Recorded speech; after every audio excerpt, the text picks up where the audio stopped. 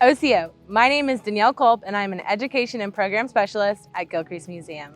In the United States, in the month of November, we celebrate Native American Heritage Month. And this month for our art activity, we're gonna look at 3 different indigenous people groups and how the environment affects the clothing that they wear and make.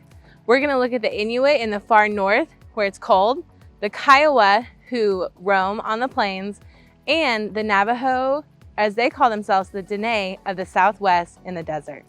Now, each one of these different people groups are surrounded by different types of environments. They have different access to different animals, resources, and they're also exposed to different kinds of weather. So people that live in the far north are gonna need to make clothing that keeps them warm. People that live in the desert are gonna need to make moccasins that protect their feet from the hot desert floor. We're gonna take a look at some collection items from Gilcrease about how different indigenous people make and wear clothes. And then afterwards, we're gonna take a quick peek at our art activity for this month, where you're gonna get to make 3 paper dolls that represent the 3 different tribes.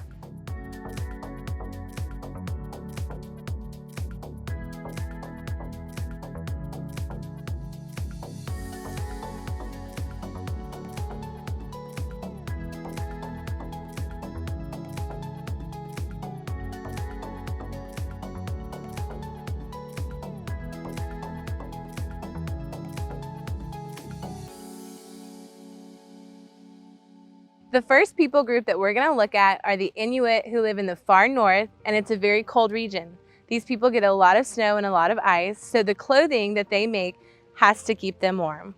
The first piece of art that we're gonna look at is an etching on paper called Family Portrait by TV. When you look at this etching, you can see that the family is bundled up to keep warm. Just like when the temperature drops here, and sometimes when we get snow, we put on our heavy coats, our hats, and our gloves to keep us warm. In this etching, you can see that this family is bundled up to keep themselves warm, just like we would do here. The next item that we're gonna look at is a pair of mucklucks.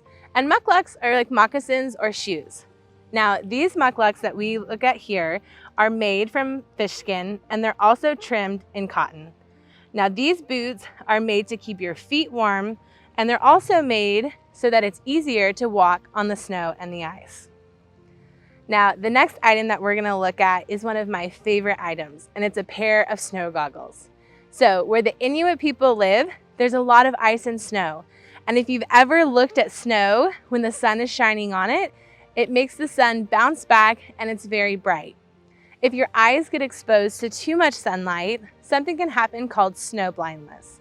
So in order to combat this, the Inuit people would gather resources around them, like driftwood, and they would make a pair of goggles. Now, they cut a very small slit in them, and this would block out most of the light, and it would just give them enough room to see what they needed to while protecting their eyes.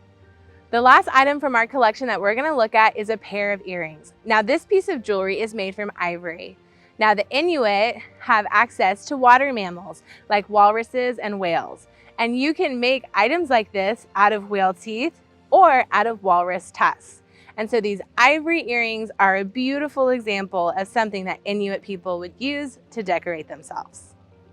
The next group of indigenous people that we're gonna look at are the Kiowa. Now, the Kiowa originally roamed the plains, which would be the middle part of the United States.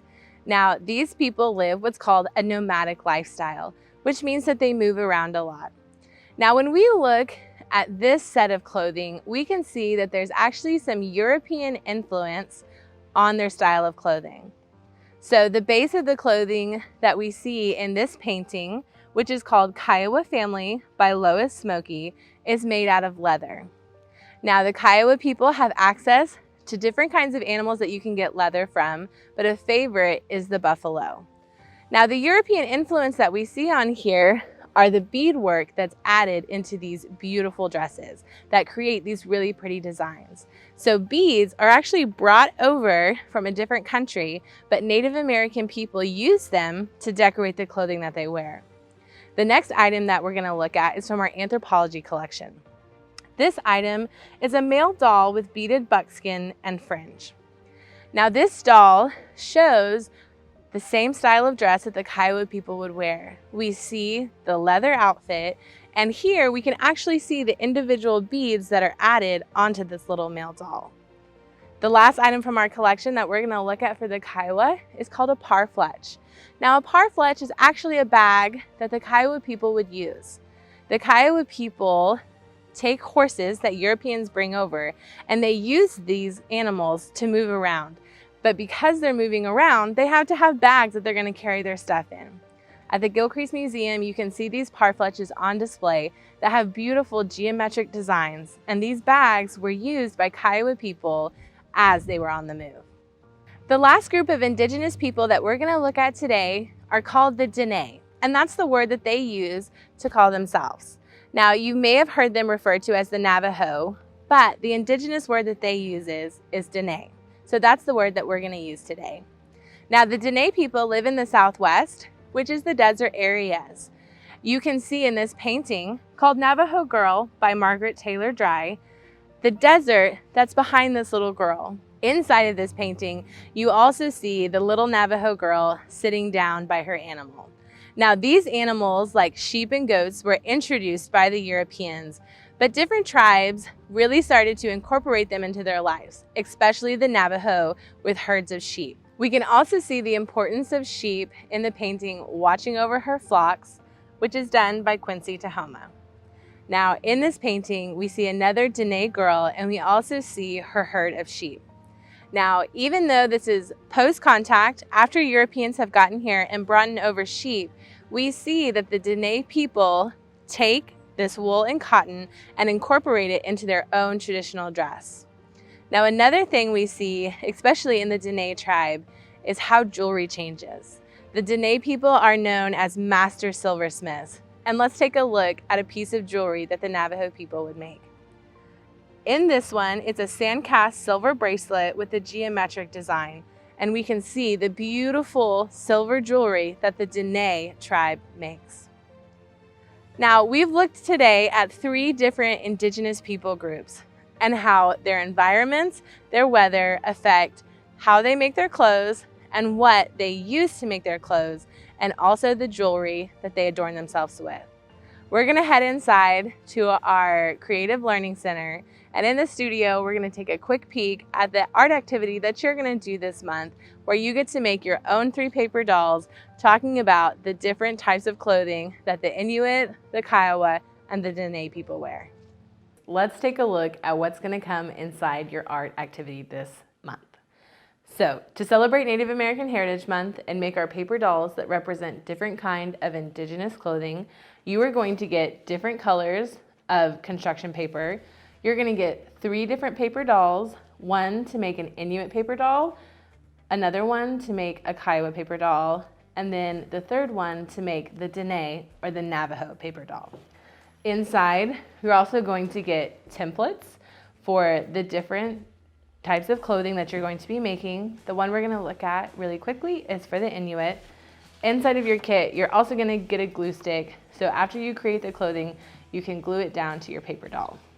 You will also need to grab a pair of scissors to use for this activity. Now, inside of this activity, we're going to get out our paper doll and we're going to get out our template. We're going to quickly look at the Inuit one. You may recognize some of these articles of clothing from our Inuit family portrait by TV. So we see these really puffy, warm pants for the cold winters. We see this nice puffy jacket, and we see these mucklucks, the moccasins or the shoes. So what you're gonna do is you're gonna take your pair of scissors and you're gonna cut out all of your templates.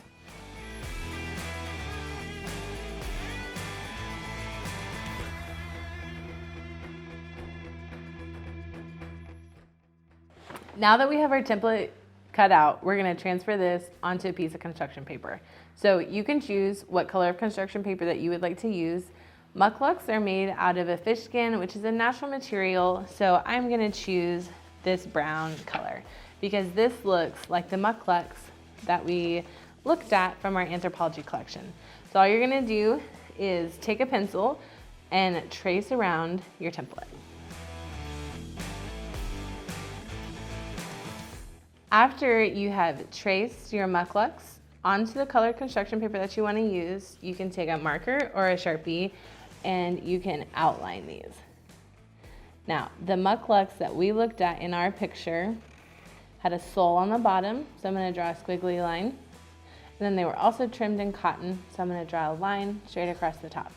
So we're just going to outline our other muckluck, and then what I'm going to do is I'm going to cut these out, I'm going to place them on my paper doll, and when I get them where I would like them, I'm going to glue them down.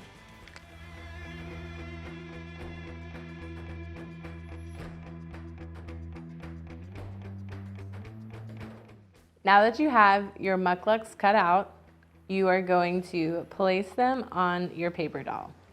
Now, I want to put these down before I put down any of my other clothing, so I'm going to get my glue stick out.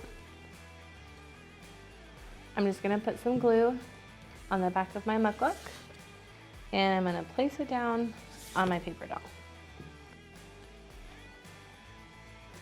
And now he has nice warm shoes to protect him from the cold of the north. I'm going to continue to cut out the patterns from my template, transfer them onto the construction paper, and create my other pieces of clothing. Now, this doll just represents the Inuit tribe that we talked about. There'll be another template for Kiowa and a third template for the Dene, the Navajo tribe. So that way you can put each style of clothing with your paper doll. On behalf of the Gilcrease Museum, we want to thank you for joining us today for our art activity. We hope that you enjoy celebrating Native American Heritage Month and enjoyed learning about the different tribes and how the environment affects the clothing that they wear. Remember that you can come visit us at the Gilcrease Museum. Please visit our website, gilcrease.org, to reserve your tickets.